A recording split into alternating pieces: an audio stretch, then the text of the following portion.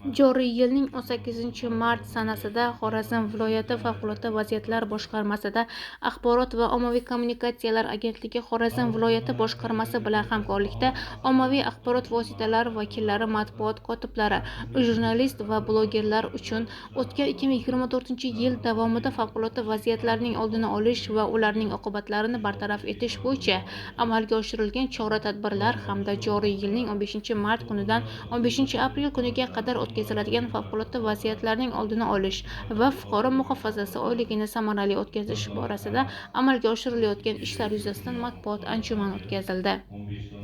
Dastavval Xorazm viloyati Favqulodda vaziyatlar boshqarmasi boshlig'i polkovnik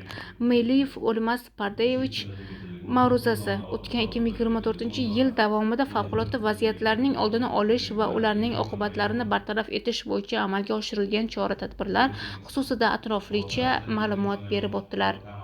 Shundan so'ng Xorazm viloyati Favqulodda vaziyatlar boshqarmasi boshlig'i birinchi o'rinbosari shtab boshlig'i podpolkovnik Rahmetov Xayrullo Sharifboyevich tomonidan 2024-yil davomida sodir bo'lgan favqulodda vaziyatlar to'g'risida ma'lumot berib o'tdilar.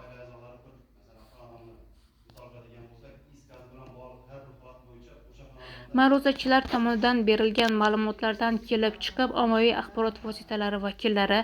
jurnalistlar va blogerlar o'zlarini qiziqtirgan savollarga soha mutaxassislaridan atroflicha javob oldilar.